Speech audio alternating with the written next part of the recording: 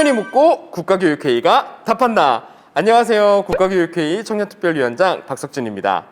오늘은 다양한 분야에서 활발하게 활동하고 계시는 청년분들과 국가교육회의 김진경 의장님을 모시고 평소에 국가교육회의나 국가교육위원회에 대해서 궁금했었던 점을 직접 묻고 답을 듣는 시간을 가져보도록 하겠습니다.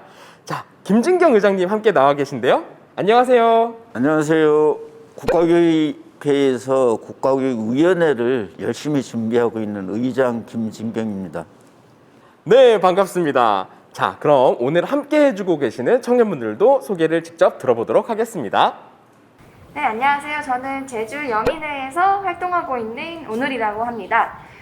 청소년 때부터 계속 활동을 이어오고 있는데요. 오늘은 그 교육에 대한 이야기를 더 듣고 싶어서 이 자리에 왔습니다.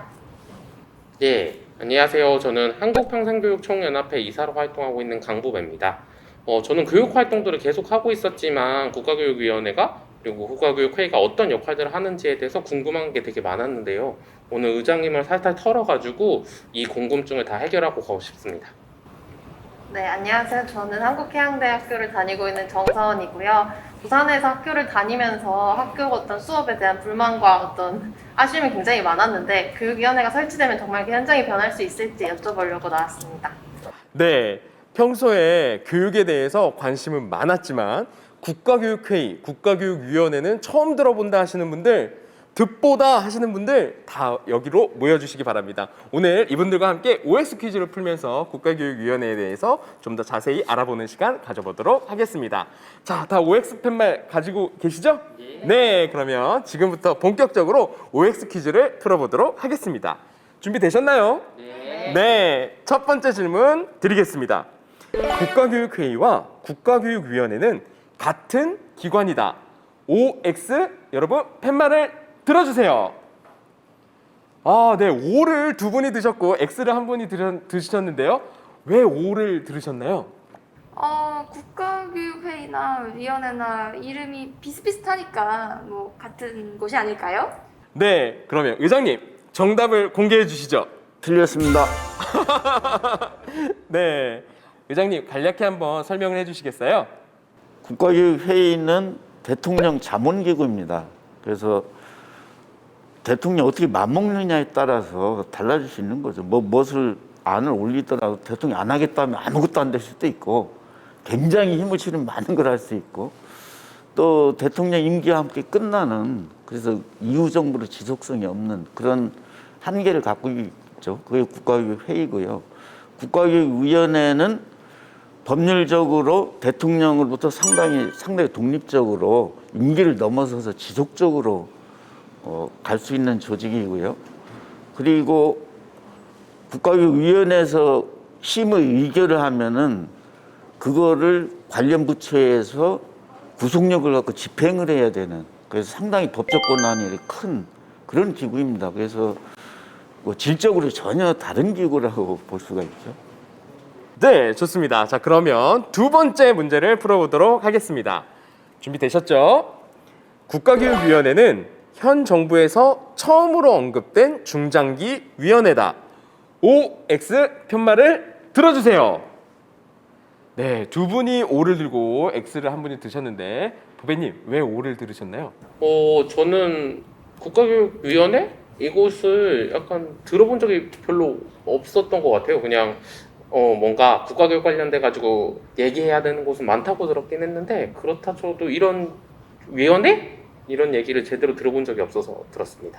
네, 그러면 답을 한번 알아볼까요? 의장님. 틀렸습니다. 네, 간략히 좀 설명을 부탁드릴게요. 국가교육위원회는 논의된 역사가 굉장히 오래되었습니다. 그 80년대 말에 그때는 그 학교 교육과정 교과서에 대해서 정권이 막 심하게 간섭을 했잖아요. 그러니까 그 정권의 간섭을 넘어서 적어도 교육 내용은 사회적 합의에서 중립적으로 갔으면 좋겠다. 그래서 처음에는 국가교육과정위원회로 제안이 이제 얘기가 됐었죠. 시민사회에서. 그러다가 2000년부터 그게 확대돼서 국가교육위원회를 만들어야 된다는 안이 나왔고 2002년 대선 때는 모든 후보들이 국가교육위원회 안을 공약으로 걸었었습니다. 역사가 이렇게 꽤 오래된 거죠. 네, 그렇군요.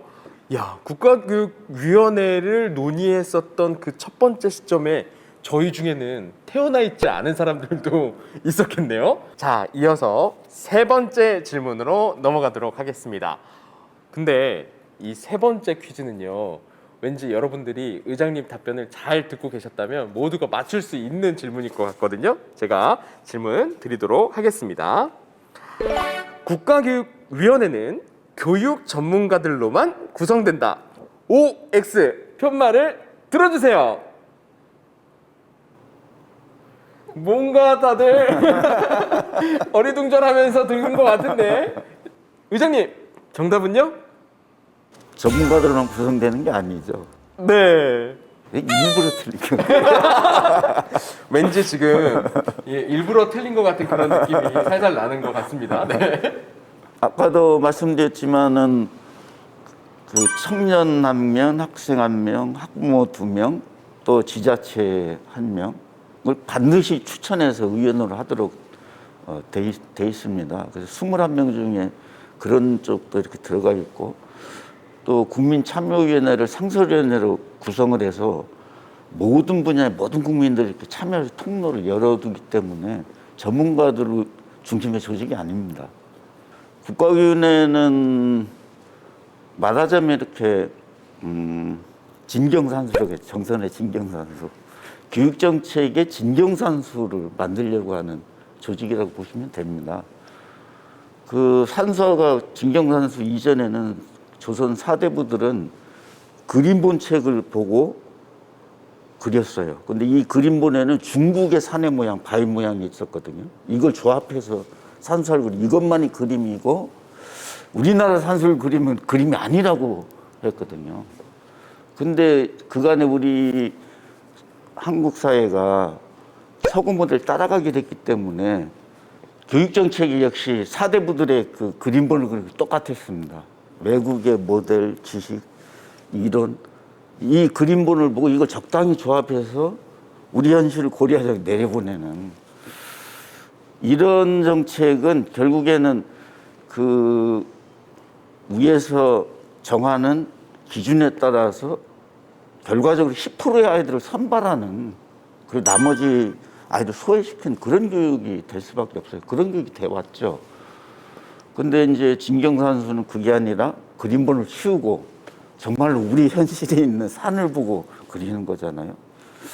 그런 정책을 하려고 국가위원회를 만드는 거죠. 그 교육정책에서 우리의 산의 모양이란 거는 학생들의 삶의 상태거든요. 이 삶의 상태를 보면서 정말로 우리 국민들이 아파하는 부분, 우리 학생들이 아파하는 부분을 해결하기 위해서 정책을 펼치는, 그런 정책을 만드는, 그런 전환을 위해서 만들어지는 기구이기 때문에 많은 국민 여러분께서 이렇게 참여해 주신다면은 우리 교육이 10% 아이를 선발하는 이런 교육에서 모든 아이를 품고 모든 아이를 다양성을 살려주는 그런 교육으로의 큰 전환이 가능할 거라고 생각합니다. 네. 의장님께서는 오늘 청년분들하고 함께 이야기 나눠보시니까 어떠셨나요? 국가위원회 다루는 정책들이 실행되는 시기에는 사실은 여기 앉아 계신 청년분들의 자녀가 교육을 받게 될 겁니다. 그런 점에서 국가위원회 하는 일들은 가장 핵심적인 주인은 청년들이거든요. 근데 오늘 보니까 우리 청년 여러분이 굉장히 적극적으로 참여해 주셔갖고 국가위원회가 진짜 우리 교육의 모든 아이들을 위한 교육정책에 새로운 시대를 열어가는 그런 힘이 되시지 않을까, 그런 기대가 큽니다. 네, 의장님 답변 감사합니다.